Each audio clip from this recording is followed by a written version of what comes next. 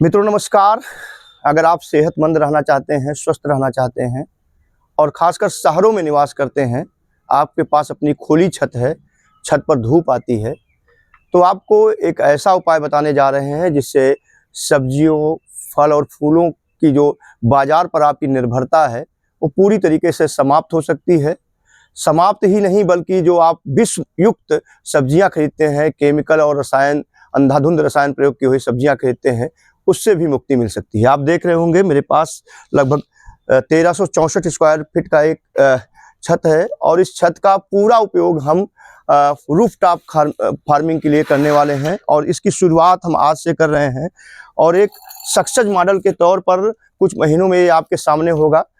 जब ये आपके सामने होगा, इसकी सफलता हमें मिल जाएगी तो आपको भी इससे प्रेरणा मिलेगी और हम कुछ ऐसी सब्जियों की खेती करने जा रहे हैं, एक्जोटिक्स वेजिटेबल की सब्जी खेती करेंगे, विदेशी सब्जियों की खेती करेंगे, रंगीन सब्जियों की खेती करेंगे जो आमतौर पर व्यावसायिक रूप से या कमर्शियल रूप से नहीं की जाती हैं। बहुत सारी ऐसी सब्जियां हैं विदेशी सब्जियों में, जैसे हम पार्सले की बात कर लें, इसके अलावा रेड कैबेज की बात कर लें, लाल, पीली, नीली, बैगनी, तमाम तरह की गोभी, जो फूल गोभी है उसकी बात कर लें और बहुत सारे ऐसे सलाद में उपयोग वाले सब्जियां हैं जिसको हम पाक चोई के नाम से जानते हैं। पाक चोई एक ऐसा सलाद पत्ता है जिसमें पोटेशियम, मैंगनीज, विटामिन्स, इसके अलावा कैल्शियम, बहुत सारी ऐसे पोषक तत्व हैं जिनकी प्रचुर मात्रा पाई जाती है। तो कैसे हम सब्जियों की खेती करें, छत पर करें, उसके बारे में बताएंगे। उसके लिए कौन कौन सी चीज़ें ज़रूरी हैं और आपका जो छत है उसको सब्जियों की खेती से किसी तरीके से नुकसान ना पहुंचे, उसके बारे में बताएंगे। स्टेप बाय स्टेप सारी चीज़ों की जानकारी देंगे। उसका पॉट मिक्स कैसे तैयार करें, उसमें मिट्टी का उपयोग होता है या अन्य किसी चीज़ का उपयोग होता है, उन सारी चीज़ों के बारे में जानकारी देंगे। साथ ही आने वाले दिनों में जैसे जैसे इसका ग्रोथ होगा, जैसे जैसे ये अपने ग्रोथ को लेकर के आगे बढ़ रहे होंगे, उन सारी चीज़ों को दिखाएंगे। सबसे पहले अगर हम सब्जियों की खेती की तैयारी कर रहे हैं, खासकर रूफटॉप गार्डनिंग या छत पर खेती की तैयारी कर रहे हैं, तो किन किन चीज़ों की हमें ज़रूरत पड़ती है उस पर बात कर लेते हैं। आइए, सबसे पहले जो हमें ज़रूरत पड़ेगी, ज़रूरत के लिहाज से, सब्जियों के पौधों के लंबाई के लिहाज से, सब्जियों की वैरायटीज़ के हिसाब से हमको कुछ पॉट का चुनाव करना होगा, कुछ गमलों का चुनाव करना होगा, या खासकर अभी कुछ ही महीने पहले नीले ड्रम का चर्चा था। अगर आपको नीला ड्रम मिल जाता है तो 2 हिस्सों में काट करके आप बड़े पौधों को भी आसानी से उगा सकते हैं। तो हम बड़ी सब्जियों के लिए, टमाटर या उससे बड़े जो पौधे हैं उसके लिए इस तरह के गमले का इस्तेमाल कर सकते हैं, कटे हुए ड्रम का इस्तेमाल कर सकते हैं, बड़े प्लास्टिक टब का इस्तेमाल कर सकते हैं, घर में जो खराब पड़े टब हैं उनका इस्तेमाल कर सकते हैं। इसके अलावा ग्रो बैग की बात करें, अगर आपको गोभी उगाना है, धनिया उगाना है, पार्सले उगाना है, रेड कैबेज उगाना है, तो उसके लिए अलग अलग साइज के ग्रो बैग आते हैं। जैसे हम अगर इस ग्रो बैग की बात करें तो इस ग्रो बैग में आसानी से आप जो है एक गोभी का पौधा आसानी से उगा सकते हैं। और जो पौधा उगाने की मैं बात कर रहा हूँ, आप देख रहे होंगे यहाँ पर कुछ पौधे भी हैं जिसमें पीले कलर का शिमला मिर्च, लाल कलर का शिमला मिर्च, बैगनी कलर का शिमला मिर्च, उसके अलावा हरे रंग का जो प्रचलित वैरायटी है, वो सारे पौधे हमारे पास उपलब्ध हैं। इनको हम इस तरह के ग्रो बैग में रोपेंगे। हम इसमें शिमला मिर्च रोप सकते हैं, इसमें हम रेड कैबेज रोप सकते हैं, इसमें हम कलरफुल कॉलीफ्लावर रोप सकते हैं। बहुत सारी ऐसी वैरायटियां हैं जो न केवल आपको सेहतमंद रखेंगी बल्कि आपके दिल और दिमाग को ताज़ा रखने का काम करेंगी। और अगर आप खुद को इसमें व्यस्त रखते हैं, बिजी रखते हैं, तो बहुत सारी बीमारियां खुद ब खुद आपसे दूर भाग जाएंगी। टमाटर की रोपाई करनी है तो उसके लिए आप इस तरह के ग्रो बैग का इस्तेमाल कर सकते हैं। ये ग्रो बैग देखने में छोटा है, लेकिन जब इसमें हम पॉट मिक्स की भराई करेंगे तो पॉट मिक्स भराई करने के बाद ये आराम से एक टमाटर के पौधे की रोपाई के लिए हो जाएगा। और अगर 4 पौधे रोप देते हैं तो पूरे सीजन 6 लोगों के परिवार के लिए टमाटर की उपलब्धता हर दिन रहेगी और आपको बाजार पर निर्भर नहीं रहना पड़ेगा। तो आप देख सकते हैं इस तरह का एक ग्रो बैग आप ले सकते हैं। इसके अलावा हम पार्सले की बात कर रहे थे, पॉक चोई की बात कर रहे थे। जो पॉक चोई और पार्सले है, उस तरह के पौधों को उगाने के लिए हम बहुत छोटे छोटे डिब्बों का प्रयोग कर सकते हैं। जो हमारे हाथ में रंग बिरंगा आप गमला देख रहे हैं, इसका उपयोग कर सकते हैं। आपको नियमित तौर पर पौधों को पानी देना होगा। उसके लिए आप ड्रिप इरिगेशन का मॉडल अपना सकते हैं। खासकर छतों पर खेती के लिए स्मॉल ड्रिप इरिगेशन सिस्टम आ गए हैं, लेकिन अगर आपके पास अभी उतनी क्षमता नहीं है या उतना पूंजी नहीं लगाना चाहते हैं तो आप इस तरीके का हजारा का प्रयोग कर सकते हैं। यह भी इस ड्रिप इरिगेशन का काम करेगा, क्योंकि पौधों में उतनी ही नमी चाहिए जिससे पौधों का वेजिटेटिव ग्रोथ हो, अच्छी तरीके से ग्रोथ हो, बहुत ज़्यादा पानी की आवश्यकता नहीं पड़ती है। इस तरह के हम कुछ प्लास्टिक ड्रम का भी उपयोग कर सकते हैं। और जो आप टब देख रहे हैं, बाल्टी देख रहे हैं, बहुत सारे पौधे जो हमने हमारे पुराने घर पर थे उनको देख रहे हैं, हमने किया है। लेकिन जिस चीज़ में हमको पौधा उगाना है, जो हमारा पॉट मिक्स बनेगा, छत पर उगाना है, पौधों में किसी तरह की कीट और बीमारियां ना आए, उनकी जड़ों का संपूर्ण विकास हो, उसके लिए हमें ज़रूरत है ऐसे चीज़ का जो पौधों को पूरी तरीके से उनको विकसित करने में अपनी भूमिका निभा सके। तो इसलिए हमको पारंपरिक तरीका जो है मिट्टी में खेती करना, उससे इतर हट करके कुछ ऐसी चीज़ों का इस्तेमाल करना है जो हमें आधुनिक खेती की तरफ ले जाता है। तो उसके लिए सबसे पहले जो हमें ज़रूरत पड़ती है, आप देख रहे होंगे मेरे हाथ में एक केक है, इसको कोकोपीट के नाम से जानते हैं। जो कोकोनट है, जो नारियल है, उसको मसल करके उसको बुरादा बना करके कोकोपीट बनाया जाता है। इसकी खासियत यह होती है कि यह जो है ज़्यादा दिनों तक नमी रखता है और जो पौधों की सफ़ेद जड़ें हैं उनके विकास में बड़ा योगदान देता है। तो सबसे पहली जो ज़रूरत है हमको कोकोपीट की ज़रूरत है, क्योंकि जिस खेती के मॉडल की मैं बात कर रहा हूँ इसमें किसी तरीके से हमको कोई भी रसायन, कोई भी केमिकल, कोई भी रासायनिक खाद का उपयोग नहीं करना है। पूरी तरीके से प्राकृतिक और जैविक खेती ही करना है। तो पहला जो आपको ज़रूरत पड़ेगी वो आपको कोकोपीट की ज़रूरत पड़ेगी। एक 5 किलो का केक है और आप देख सकते हैं मेरे पास एक तैयार कोकोपीट है जिसको मैंने तैयार किया है। ये 10 किलो कोकोपीट से इतनी मात्रा में पॉट मिक्स के लिए हमारे पास बुरादा तैयार है। इसके अलावा हमें जो ज़रूरत पड़ेगी, वर्मी कंपोस्ट की ज़रूरत पड़ेगी, जो आइसिनिया फोर्टिडा नाम के केचुए से तैयार होती है। एक विशेष तरह का केचुआ होता है जो सड़े गड़े पत्तों, गोबर को खा करके उनमें बहुत सारे पोषक तत्वों की प्रचुरता को बढ़ा देता है।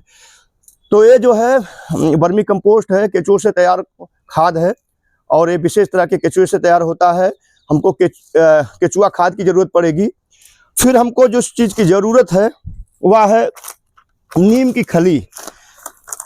नीम की खली की ज़रूरत इसलिए है कि बहुत सारे ऐसे कीटों से ये बचाता है, बहुत सारे फंगस जैसी समस्याओं से बचाता है। इसमें देख रहे होंगे लिखा होगा नीम खली पाउडर। तो नीम खली पाउडर का भी उपयोग हमको करना है और ये ऊपर से भी किया जा सकता है 20 ग्राम प्रति पौधे के हिसाब से। लेकिन अभी हमें क्या करना है, अभी हमें पॉट मिक्स बनाना है, गमले के लिए, ग्रो बैग के लिए मिक्स बनाना है। तो इस तरह की ज़रूरत हमें नीम खली की पड़ेगी। फिर हमें जो ज़रूरत पड़ती है वह है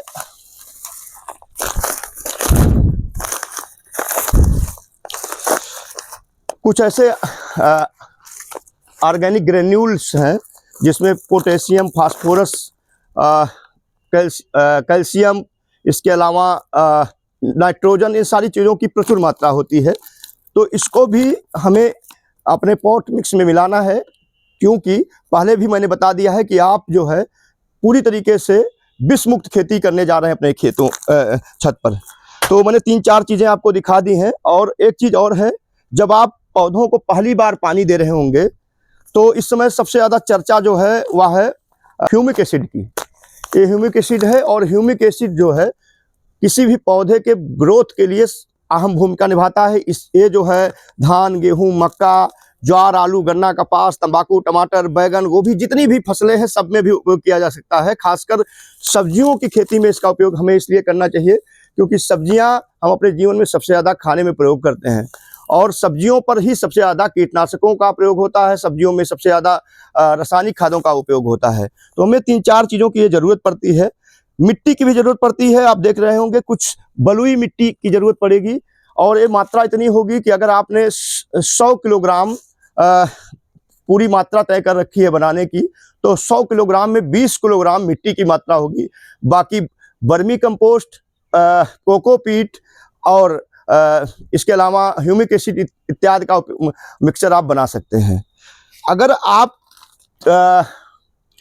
कोकोपीट का उपयोग करने जा रहे हैं तो कोकोपीट के उपयोग के पहले हमको कुछ सावधानियां बरतनी पड़ती है, नहीं तो आप जो पौधा उगाने जा रहे हैं, जो पौधा लगाने जा रहे हैं, वो पौधा पूरी तरीके से सूख जाएगा और आपकी मेहनत पर पानी पड़ जाएगा।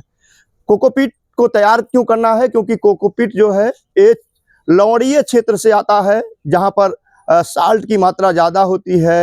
हम केरल की बात कर लें, तमिलनाडु की बात कर लें, गोवा की बात कर लें, उन सभी क्षेत्रों से आता है। इसलिए इसमें लवणीय मात्रा ज़्यादा होती है, क्षारीय होता है, और इन दोनों खतरनाक पदार्थों से इसको मुक्त करने के लिए हमको पहले इसको शोधित करना होता है। शोधन का तरीका है कि हम सबसे पहले जो है इस कोकोपीट को जो केक है, इस केक को किसी बड़े बर्तन में, अगर मैं 5 किलो का एक केक ले रहा हूँ तो उसके हिसाब से, क्योंकि ये फूलने के बाद पूरी तरीके से 4 से 5 गुना हो जाता है। जो केक है जिस साइज में आप देख रहे हैं, इसका 5 गुना ये हो जाएगा फूलने के बाद। तो इस तरीके से हमको पहले इसको छोटे छोटे टुकड़ों में अलग करना है। अलग करने के बाद हम इसमें पानी डालेंगे और लगभग 5 से 6 घंटे तक पानी में भिगोना है। भिगोने के बाद इसको कम से कम 2-3 धुलाई करनी है, क्योंकि धुलाई करने के बाद इसमें जो भी क्षारीय पदार्थ होगा, जो भी लवणीय पदार्थ होगा, नमक जो होगा, साल्ट होगा, वो पूरी तरीके से खत्म हो जाता है। और फिर इसको हम पॉट मिक्स में अन्य चीज़ों के साथ मिक्स करके गमलों में भरने के लिए तैयार करते हैं। मैं आपको थोड़ा सा इसका डेमो दिखा देता हूँ। ये मैंने इसको तोड़ दिया है और तोड़ने के बाद इसको इसमें हम पानी डाल देते हैं।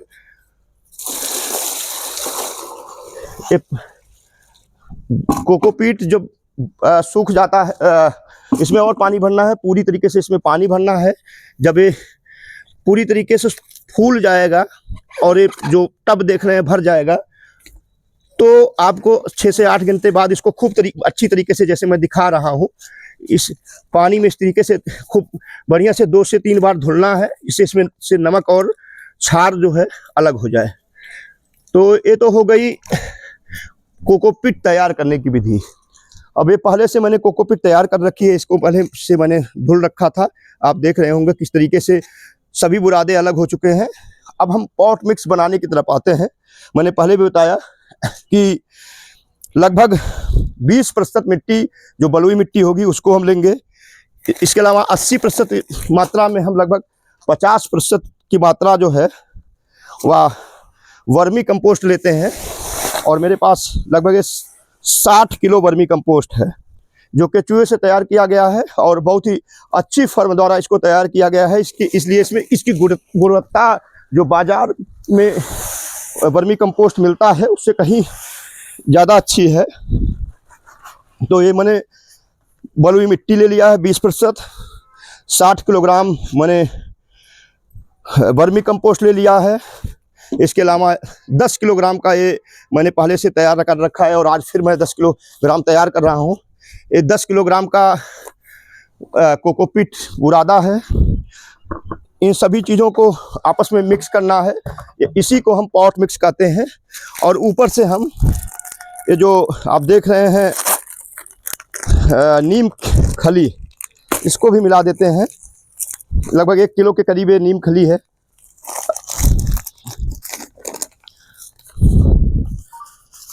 इसके अलावा हमने ऑर्गेनिक ग्रेन्यूल की बात की थी। ऑर्गेनिक दाने जो हैं उसमें बहुत सारे ऐसे पोषक तत्व पाए जाते हैं जो पौधों के विकास के लिए ज़रूरी हैं। इसको भी हम इसी समय मिला देते हैं।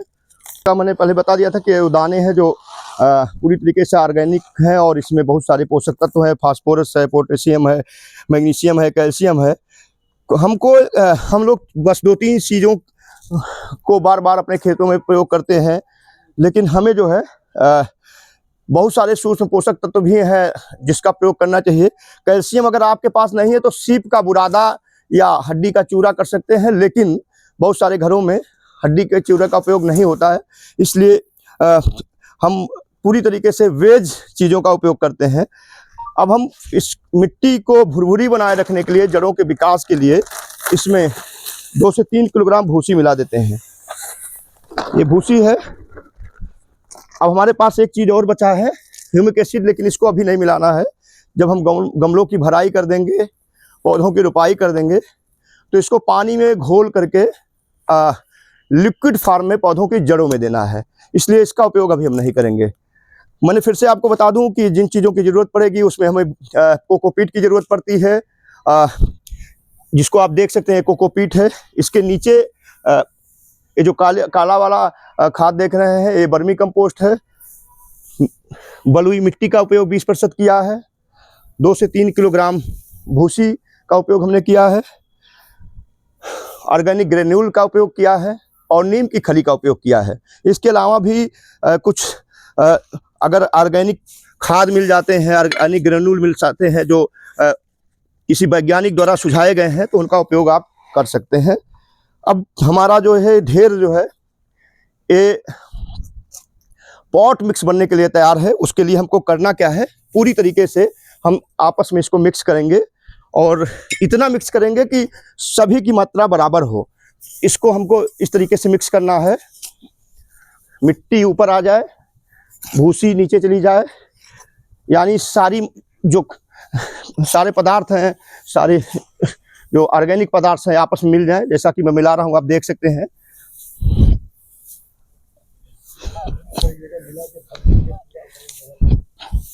इसी समय मैं इस पूरी खाद को तैयार कर देता हूँ।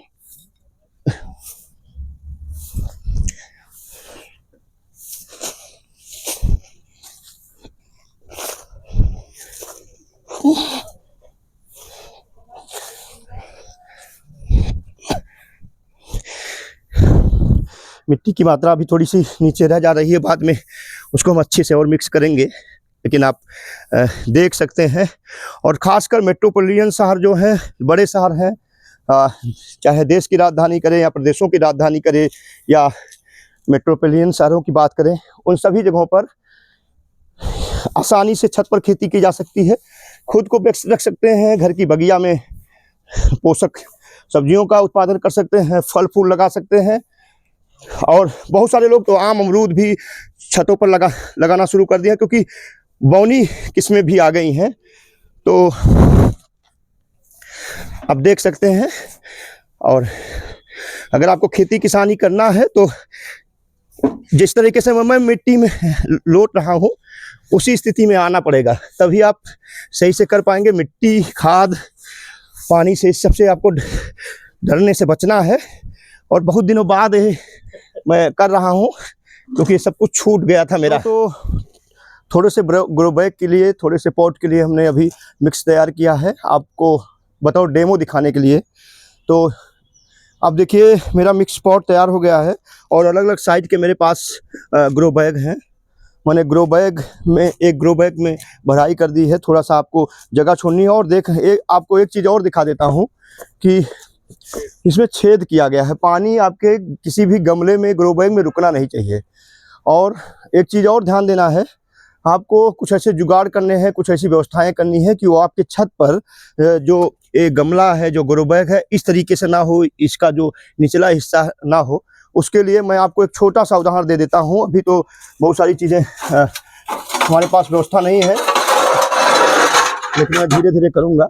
आप देख सकते हैं कि इस तरीके से आप 2 ईंटों का एक नाली नुमा बना लें और उस नाली पर इस तरीके से आप कोई भी ट्रे, कोई भी माइका, कोई भी प्लाईवुड, जो भी आपके पास हो, इस तरीके से रख दें तो पानी छन करके नीचे से बह जाएगा और आपके छत को कोई भी नमी नहीं होगी, छत में नमी नहीं जाएगी। दूसरा, हमने इसमें जो चीज़ें मिलाई हैं, ये आपके छत पर वजन नहीं बढ़ाता है, यानी आपके छत का भार नहीं बढ़ाता है। पौधों की जड़ों का विकास करता है, पौधों का ग्रोथ अच्छा होता है। जब किसी भी चीज़ का ग्रोथ हो, चाहे मनुष्य हो, चाहे पौधा हो, पशु पक्षी हो, अगर उनका ग्रोथ विकास अच्छा होगा तो प्रोडक्टिविटी अच्छी होती है, तो उत्पादकता भी अच्छी होती है। तो आपके सामने एक मैंने उदाहरण रख दिया है। एक छोटा ग्रो बैग है, इसमें मैं कलर्ड कॉलीफ्लावर उगाने वाला हूँ। और इस कॉलीफ्लावर के लिए इसमें जो मिट्टी थोड़ा सा नीचे रह गया था, इसको मिला करके मैं फिर से भर रहा हूँ। आप देख सकते हैं कि कॉलीफ्लावर के लिए ये जो साइज़ है ग्रो बैग की, काफ़ी मुफीद साइज़ है, अच्छी साइज़ है। और एक ग्रो बैग में आप एक कॉलीफ्लावर आसानी से उगा सकते हैं, जहर मुक्त खेती के लिए, अपने खुद की सेहत के लिए। तो मैंने 2 ग्रो बैग भर दिया है। अब मैं सलाद पत्तों के लिए, जैसे पॉक चोई हो गया, जैसे पार्सले हो गया, इन सारी चीज़ों के लिए भी आपको दिखा देता हूँ। इसमें बहुत सारे फूल वाले पौधे भी रोपे जा सकते हैं, लेकिन आप इसमें सलाद पत्ते रोपें, जो बहुत सारे हमारे लीवर को, हमारे हार्ट सिस्टम को, हमारे सेहत को बहुत ही अच्छी तरीके से रखता है। अब इसमें हम क्या करेंगे, एक बीज जो है किसी भी पार्सले का या पॉकचोई का या अजमोद का, कोई भी एक बीज इसमें हम रोप देते हैं। इस तरीके से हल्का सा इसमें उंगलियों से गड्ढा बना देंगे, बहुत गहराई पर नहीं रोपेंगे। उसके बाद इसको ढक देंगे और हजारे से ऊपर से हल्का सा पानी दे देंगे, जिससे इसको नमी मिल जाए और इसमें अंकुरण हो जाए। तो मैंने 3 चीज़ों की भराई आपको दिखा दी है। आपको पालक उगाना है, आपको टमाटर उगाना है, आपको धनिया उगाना है और बहुत सारी सब्जियों के पौधे उगाने हैं, तो इस तरह के गमलों का उपयोग आप कर सकते हैं। और उस मेरठ वाले नीले ड्रम का उपयोग भी कर सकते हैं। बस उसका उपयोग सब्जियों को उगाने के लिए करना होगा और 2 हिस्सों में काट लेना होगा। जो नीला ड्रम आता है, इस तरीके से 2 हिस्सों में आप काट लेते हैं, तो वह बड़े पौधों को उगाने के लिए, फलदार पौधों को उगाने के लिए भी काफ़ी अच्छा होता है। तो हम अभी इस गमले की भराई कर रहे हैं, इस पॉट की भराई कर रहे हैं पॉट मिक्स से। और पॉट मिक्स हमने जो बनाया है, इसमें हमने कोकोपीट मिलाया है, मिट्टी मिलाई है, वर्मी कंपोस्ट मिलाया है।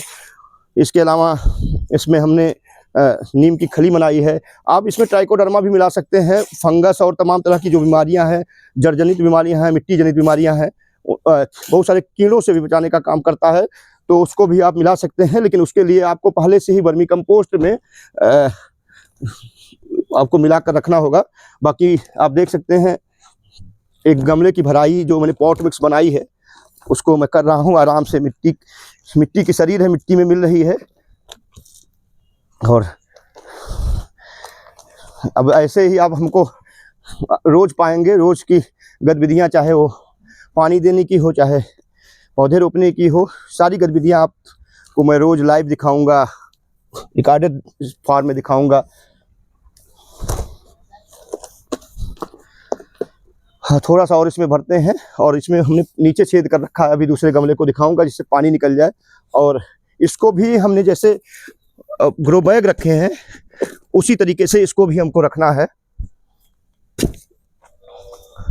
इसमें भूसी की मात्रा और मिलानी पड़ेगी थोड़ी सी, क्योंकि भूसी की मात्रा कम है। हम इस तरीके से इसके लिए लोहे का फ्रेम बनवा सकते हैं, पानी छन करके नीचे चला जाएगा। तो एक तो मैंने उदाहरण आपको दे दिया है। दूसरा, गमले में छेद होना ज़रूरी है, तो उसके लिए मैं आपको दिखा देता हूँ। इसमें देख सकते हैं कई छेद हैं, और ये जो है पानी की निकासी के लिए बनाया गया है। तो हमने एक छोटा सा उदाहरण पॉट मिक्स बनाने के लिए, पॉट मिक्स की भराई बनाने के लिए, पॉट मिक्स में जो चीज़ें उपयोग में लाई जाती हैं, उनकी मात्रा कितनी होगी, उसके बारे में बताया। इसके अलावा कोकोपीट कैसे तैयार करेंगे, उससे क्षार और नमक कैसे दूर करेंगे, उसको बताया। क्या क्या चीज़ें लगेंगी, उसके बारे में बताया। एक तो मैंने फिर से मैं दोहरा देता हूँ।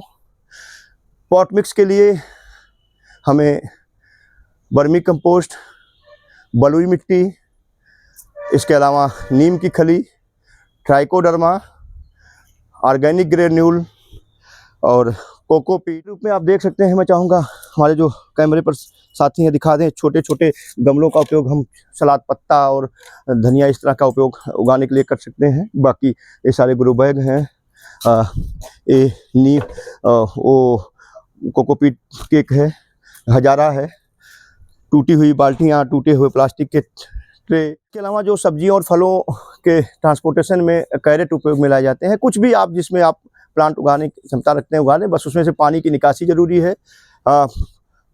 मिट्टी की मात्रा कम होनी चाहिए, या चाहे तो आप मिट्टी बिल्कुल ना मिलाएं। और पहले से भी हमने बहुत सारे फूल के पौधे अभी ले आए हैं रोपने के लिए। हम जब किराए के मकान में रहते थे उस समय भी हमने तमाम गमले लगाए थे, वहाँ पर देखभाल नहीं हो पा रही थी। आप देख सकते हैं कि हमने यहाँ पर देखिए स्टार फ्रूट लगाया है, और स्टार फ्रूट में बहुत ही छोटा फल है। 12 महीने इसमें फलत आपको आएगी। कोई भी व्यक्ति हो, देश के प्रधानमंत्री हो, और अगर आप काले नमक के साथ स्टार फ्रूट खाते हैं तो उनके मुंह में भी पानी आना स्वाभाविक है। बाकी फूल, औषधि पौधे, बहुत सारी चीज़ें मैंने लगा रखी हैं। हर दिन का अपडेट आपको मैं दिखाता रहूँगा, और आपको मैं प्रेरित करता रहूँगा कि आप खुद अपने छतों पर, खाली छतों पर रूफ टॉप गार्डनिंग के जरिए खुद के लिए जहर मुक्त सब्जियां उगाएं। और आपके जो साल की 25 से 50,000 रुपए की खर्च है, जो लागत है सब्जियों की खरीदारी पर, न केवल उसमें बचत आएगी, वन टाइम लागत इसमें आएगी पॉट खरीदने में, पॉट मिक्स बनाने में। उसके बाद सिर्फ आपको पौधों और बीजों पर खर्च करना है, देखभाल करनी है। तो आज के लिए बस इतना ही। और आपको ये भी दिखा दूं, ये पौधे हमारे रेडी हैं। इसमें हमने देखिए ये जो है पर्पल पत्ता गोभी है। इसके अलावा इसमें मैंने शिमला मिर्च की कई कलर वैरायटियाँ रखी हैं, गोभी की कई कलर वैरायटियाँ रखी हैं, और इसमें बहुत सारे ऐसे सलाद पत्तों का हमने बीज यहाँ पर रखा हुआ है।